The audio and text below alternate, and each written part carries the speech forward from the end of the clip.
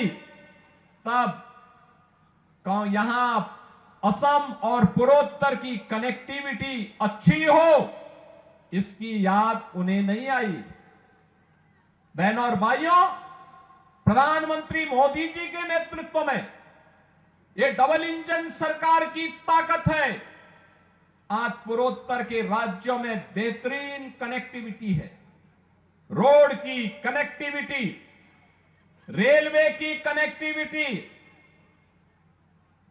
Air connectivity और inland waterway की connectivity, चार प्रकार की कनेक्टिविटी। याद करिए, आज असम में भी engineering college, medical college, AIIMS, NIT, IIT, IIM, इन सबका निर्माण हो रहा है। और अब डबल इंजन सरकार पिछले 10 वर्ष के अंदर पूरी मजबूती के साथ तय की है, असम को घुसपैठ का अड्डा नहीं बनाने देंगे, दंगाइयों को निकाल बाहर करेंगे और यह कार्य केवल और केवल एनडीए की भारतीय जनता पार्टी की सरकार कर सकती है। बहनों और भाइयों, ये कांग्रेस हो या यूडीएफ, इन लोगों को जब भी अवसर मिला है, इन्होंने भारत और भारतीयता को ही अपमान किया है। लगातार इनके द्वारा अपमानित किया गया है। यूडीएफ तो असम के अंदर घुसपैठ की जन्नी है, घुसपैठियों को प्रश्रय देती है, घुसपैठियों के बल पर असम की सत्ता को कब्जा करना चाहती है।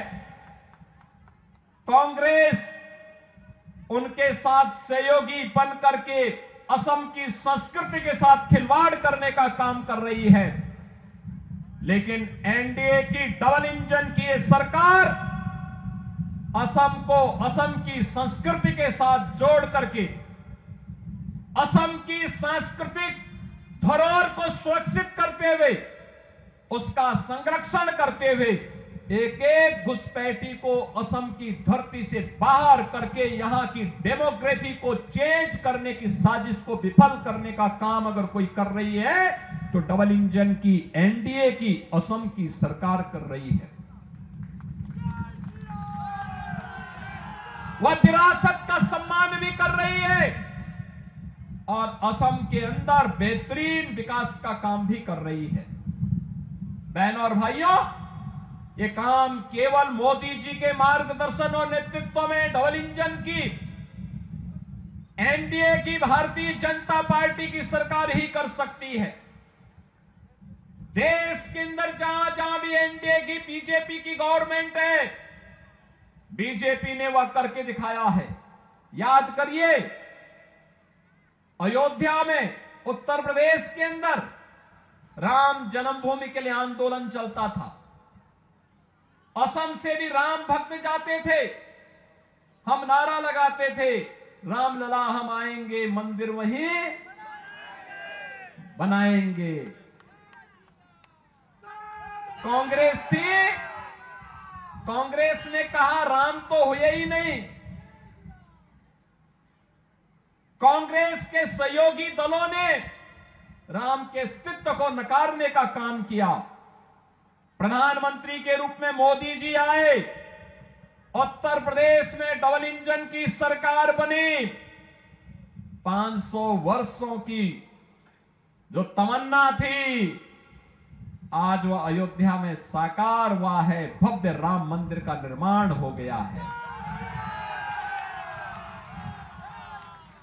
अब उत्तर प्रदेश में कर्फ्यू नहीं लगता, नो कर्फ्यू नो दंगा, और यूपी में है सब चंगा।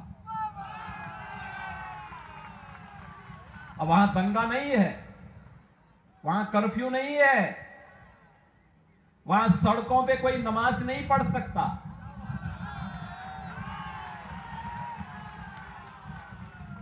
वहां पर अब किसी भी धर्मस्थल से चिल्लाने की आवाज नहीं आती है।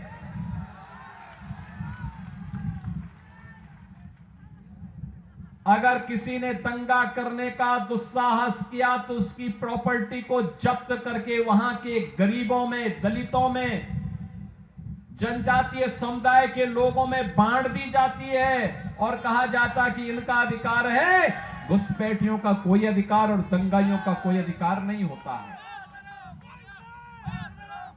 बहनों और भाइयों, ये कांग्रेस हो या यूडीएफ, इन्होंने असम की संस्कृति के साथ खिलवाड़ किया। घुसपैठियों को यहां घुसा करके यहां की डेमोग्राफी को चेंज करने का प्रयास किया, आपके हक पर डकैती डालने का काम किया, असम के लोगों के राशन पर, उनके मकान पर, उनकी जमीन पर जबरन कब्जा करने का प्रयास किया। और एनडीए की ये डबल इंजन की सरकार प्रधानमंत्री मोदी जी के नेतृत्व में एक और विरासत के रूप में मां कामाख्या कॉरिडोर के निर्माण के कार्यक्रम को आगे बढ़ा रही है। एक और विरासत और विकास के कार्यक्रम को आगे बढ़ाने के लिए हेमंत बिस्व शर्मा जी के नेतृत्व में असम के अंदर एनडीए की सरकार कार्य कर रही है।